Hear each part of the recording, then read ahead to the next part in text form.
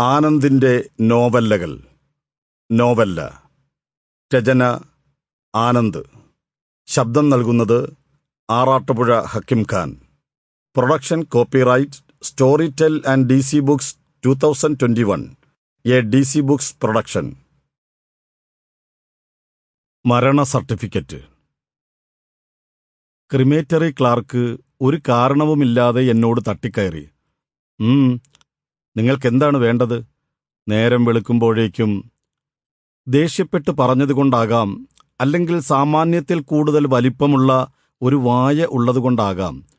അങ്ങനെ പറഞ്ഞപ്പോൾ അയാളുടെ വായിൽ നിന്ന് 1-2 തുള്ളി തുപ്പൽ തെറിച്ചു മേശപ്പുറത്ത് വീഴുകയും ചെയ്തു. പൂച്ചയ്ക്കെന്ത് പൊന്നുരുക്കുന്നിടത്ത് കാര്യം എന്ന മട്ടിലായിരുന്നു അയാളുടെ നോട്ടം. എന്റെ ദയനീയാവസ്ഥ മറുത്തു ദേഷ്യപ്പെടാൻ എന്നെ അനുവദിച്ചില്ല. വല്ലാത്ത മനുഷ്യൻ. ദുഃഖത്തിലും ദുർവിധിയിലും പെട്ടിരിക്കുന്നവരോട് ആരായാലും കാണിക്കേണ്ട സൗമ്യത എന്ന ഒന്നില്ലേ? ആരാച്ചാർ പോലും കുറ്റവാളിയുടെ നേരെ അരിശം കാണിക്കില്ല. സമ്മതിച്ചു, ടൈ കെട്ടി ബ്രീഫ് കേസും തൂക്കി ബിസിനസ്സുകാരനായി തന്നെയാണ് ഞാൻ ശ്മശാനത്തിലെത്തിയിരിക്കുന്നത്. എങ്കിലും അയാൾ എന്നെ തിരിച്ചറിഞ്ഞില്ലെന്ന് കരുതാൻ എനിക്ക് കഴിഞ്ഞില്ല. 2 ദിവസമേ ആയുള്ളൂ ഇതെല്ലാം കഴിഞ്ഞിട്ട്. തന്നെയുമല്ല, അന്നു ചിതയ്ക്ക് തീ കൊളുത്തിയ നേരത്ത് ഞാൻ തലതിരിഞ്ഞു വീണപ്പോൾ എന്നെ ഈ ഓഫീസ് മുറിയിലെ ബെഞ്ചിൽ എടുത്തു കിടത്തി മുഖത്ത് വെള്ളം തളിക്കുകയും മറ്റും ചെയ്തതും ഇയാൾ തന്നെയാണ്. ദുഃഖമൊതുക്കി ശക്തി സംഭരിച്ചുകൊണ്ട് ഞാൻ പറഞ്ഞു, ദയവ് ചെയ്ത് ഒന്ന് നോക്കൂ. നിങ്ങൾ ആ രജിസ്റ്ററിൽ എവിടെയോ കുറിച്ചു വെച്ചിട്ടുണ്ട്. ഇക്കഴിഞ്ഞ ചൊവ്വാഴ്ചയാണ്. 2 നാൾ കഴിഞ്ഞു വന്നാൽ തരാമെന്നാണ് പറഞ്ഞത്. മരണ. അയാളുടെ മുഖത്ത് നോക്കിയപ്പോൾ എനിക്ക് തുടരാൻ കഴിഞ്ഞില്ല.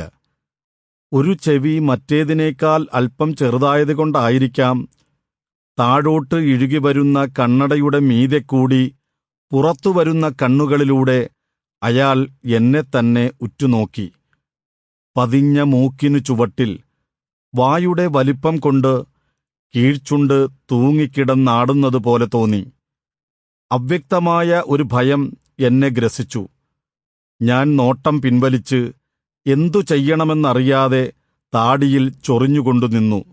അപ്പോഴാണ് ശ്മശാനത്തിലെ വിറകുകടക്കാരൻ അന്ന് വിറകും മറ്റു സാധനങ്ങളും വാങ്ങിയപ്പോൾ തന്ന രശീതിയെപ്പറ്റി ഞാൻ ഓർത്തത്. ഈ രശീതി എന്തിനെന്ന് ചുരുട്ടിക്കൂട്ടി വലിച്ചെറിയാൻ ഭാവിച്ചതാണ്.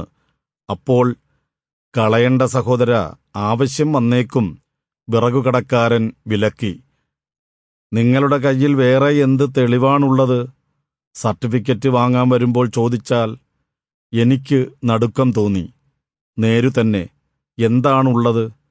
ഒരു മനുഷ്യനാണ് ഇല്ലാതായത്.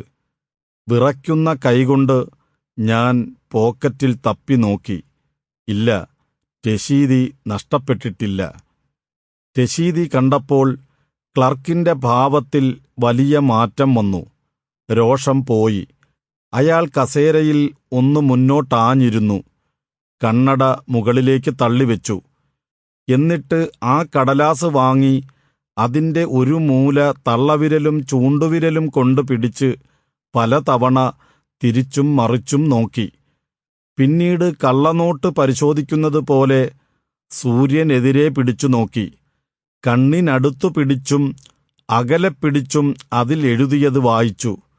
ഒടുവിൽ കീഴ്ച്ചുണ്ട് വിറപ്പിച്ച് ചിരിച്ചുകൊണ്ട് അത് എനിക്കു തന്നെ മടക്കിത്തന്നു. കാര്യം നേരുതന്നെ എന്ന് അംഗീകരിച്ച മട്ടിൽ. 2 ദിവസം, 2 ദിവസമേ ആയുള്ളൂ മിസ്റ്റർ. അയാൾ ചിരിച്ചു തുടർന്നു. ഒരാഴ്ച കഴിഞ്ഞു വരാനല്ലേ ഞാൻ പറഞ്ഞത്? 2 ദിവസം കഴിഞ്ഞു വരാനാണ് അയാൾ പറഞ്ഞത്.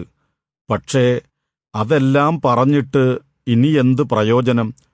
അയാളുടെ പരിഹാസച്ചിരി കണ്ടപ്പോൾ അയാളെ സമ്മതിപ്പിക്കാൻ എനിക്ക് കഴിയുമെന്ന് തോന്നിയില്ല. കഴിഞ്ഞാൽ പോലും സർട്ടിഫിക്കറ്റ് തയ്യാറായിട്ടുമുണ്ടാവില്ല. തർക്കിക്കാനും വഴക്കുകൂടാനും ഒന്നും പറ്റിയതല്ല എന്റെ സമയവും അവസ്ഥയും താനും. ഒരാഴ്ചയെങ്കിൽ ഒരാഴ്ച.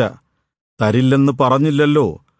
തെറ്റ് എന്റേതെന്ന് ഏറ്റെടുത്ത് ഉപദ്രവിച്ചതിന് മാപ്പ് ചോദിച്ച് ഞാൻ Sample complete. Ready to continue?